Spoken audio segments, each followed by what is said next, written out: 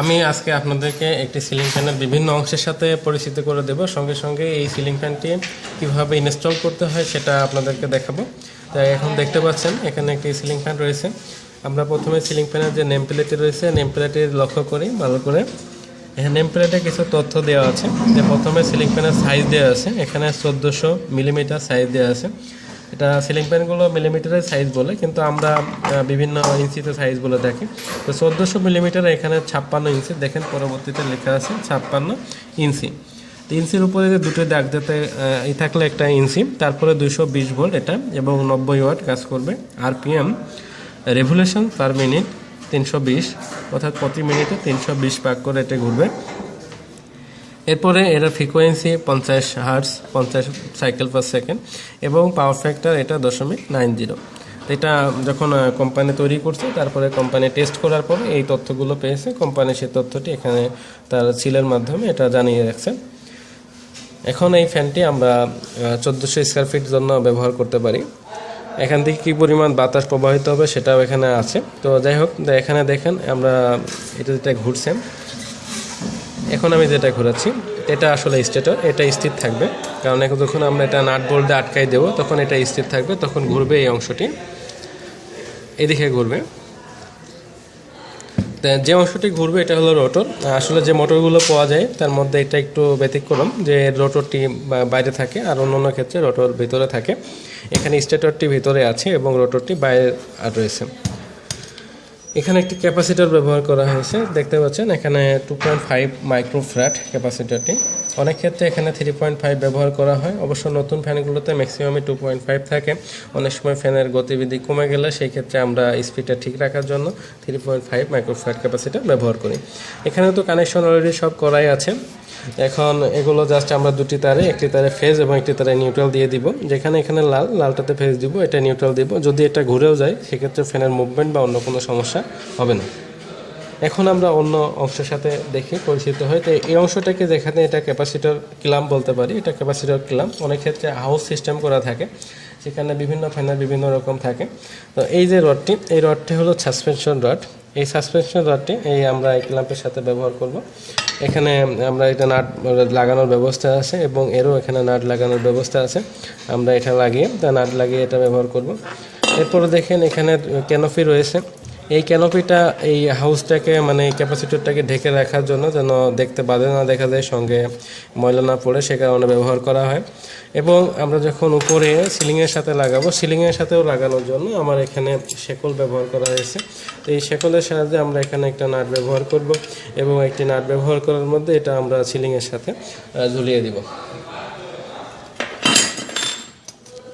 এছাড়া এখানে বেলেট আছে, 3টি বেলেট রয়েছে। বেলেটগুলো আমরা দেখেন এখানে এই যে 3টে জায়গা, 2টো করে স্ক্রুর সাহায্যে আমরা ব্যবহার করব। তো আমরা বেলেটগুলো এভাবে, আমরা যখন এটা ফ্যান ঘোরা শুরু করবে, বাতাসটা এই যে বেলেটটা এদিকে ভাঁজ করা আছে, এই ভাঁজে বাতাসটা বাধা পাবে, এই বাতাসটা প্রবাহিত হবে। তো আমি এটা সমস্ত ফিটিং করে, সব কিছু ফিটিং করার পরে এটাকে চালিয়ে দেখাবো। তা আপনারা দেখতে থাকুন আমার সাথে কীভাবে কাজগুলো করতে হবে। সম্পূর্ণ অ্যাসেম্বলি থেকে সম্পূর্ণ এটা ইনস্টল করে দেখানো হবে। প্রথমে আমি বেলেটগুলো লাগাই। বেলেট লাগানোর পূর্বে আমি সাসপেনশন রড লাগাতে পারতাম, তো আমি যেহেতু এক দিক থেকে করে যাই,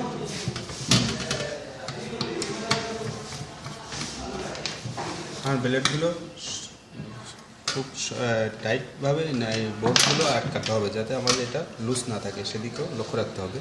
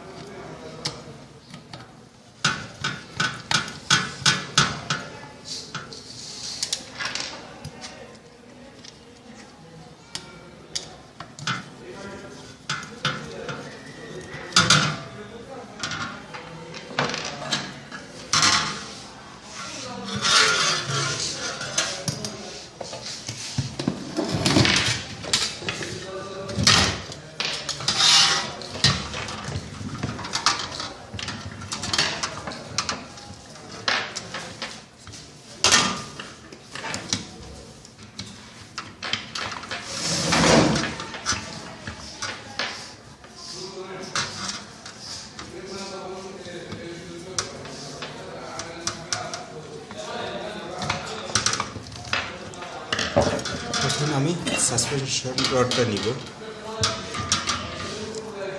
সাসপেনশন রডের এই দিক এই মাথা নিচে দিব, এই মাথা উপরে দিব, দেখুন এখান থেকে যাতে তারটা আমার ঢোকানোর জন্য সুবিধা হয়।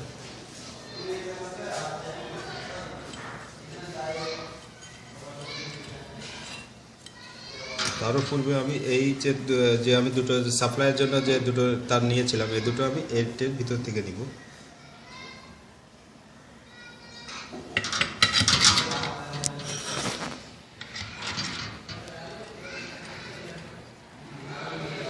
সাসপেন্ড রডের ভিতর থেকে আগে তারটি ঢুকা দিই।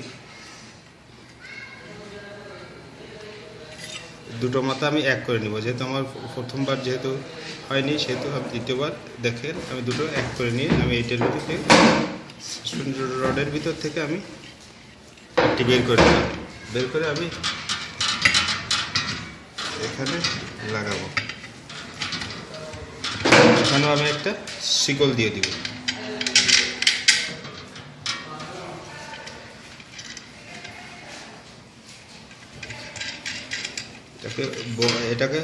এটাকে ববিন বলে। এটাকে আমরা এই ববিনটা এখানে দিয়ে দিলাম। এরপর আমি উপরে টপ ক্যানোপিটা দিব।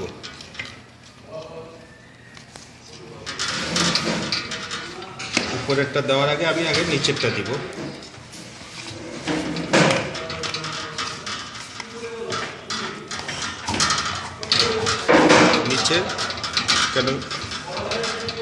নিচে টপ বাটম ক্যানোপিটা দিলাম। এবার আমি টপ ক্যানোপিটা দিব। টপ ক্যানোপিটা আমি যেহেতু এটা দিয়েছি নিচের দিকে, দেখেন লেখাটা আমার নিচের দিকে আছে, তাহলে এটা উপরের দিকে যাবে লেখাটা।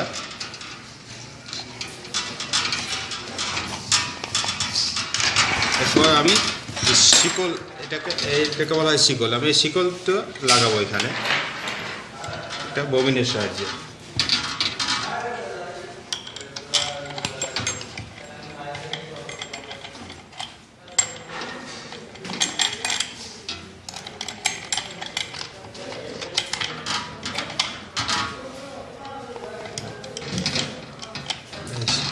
শিকলটা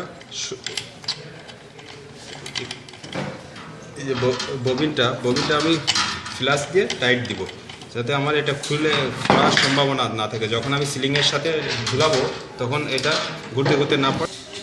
আমি এই শিকলটা টাইট দিয়ে নিব নিচের থেকে।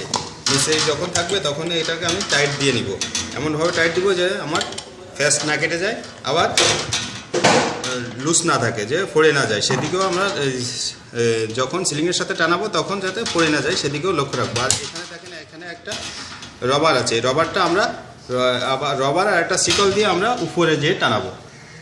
যেখানে যে সিলিংয়ের সাথে টানাবো তখন এখানে একটা শিকল দিব প্লাস একটা রবার দিয়ে সিলিংয়ের সাথে তখন ঝুলাবো। কীভাবে ঝুলাবো আপনারা দেখবেন। শিকলটা এই যে একটা আপনারা দেখতেছেন, এখানেও আর একটা শিকল আছে। এই শিকলটার সঙ্গে আমি এখানে এই শিকলটা সরাসরি এই রবারটা, একটা রবার বলছিলাম দেখেন, এই যে রবারটা আছে, এই রবারটা আমি এই উপরে দিয়ে দিব, যাতে আমার এখান থেকে ঝুলন্ত অবস্থায় কখনো ক্ষয় না হয়, সেহেতু এই রবার দিব। এবং আমি আরেকটা কোভিড এখানে দিয়ে দিব, দিয়ে আমি একটা স্ক্রুটা টাইট দিয়ে দেবো ভালোভাবে, প্লাস দিয়ে টাইট দিব।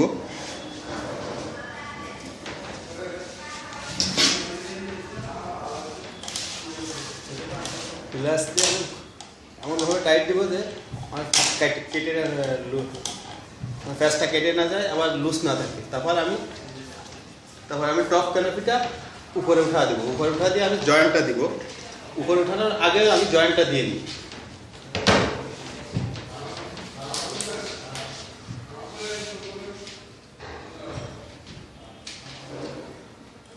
লালটাই দিব ফেসটা,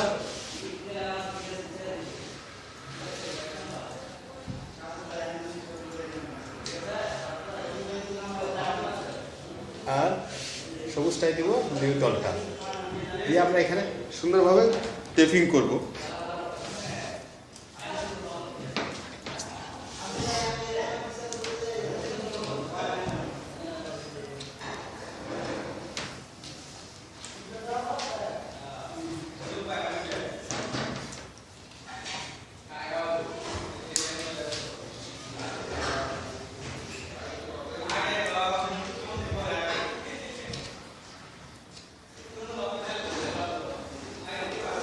আমরা সুইচটা দিব, সুইচটা দিয়ে দেখবো ফ্যান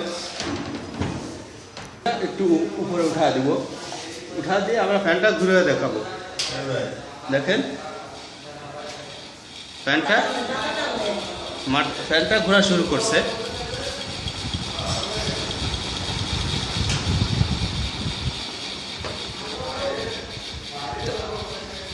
এভাবে আপনারা একটা সিলিং ফ্যান সেট করতে পারবেন। আমার এই ভিডিওটি দেখে যদি আপনাদের ভালো লেগে থাকে তাহলে আমার চ্যানেলটিকে সাবস্ক্রাইব করবেন, আর যদি না বুঝে থাকেন তাহলে কমেন্ট করবেন। ধন্যবাদ সবাইকে।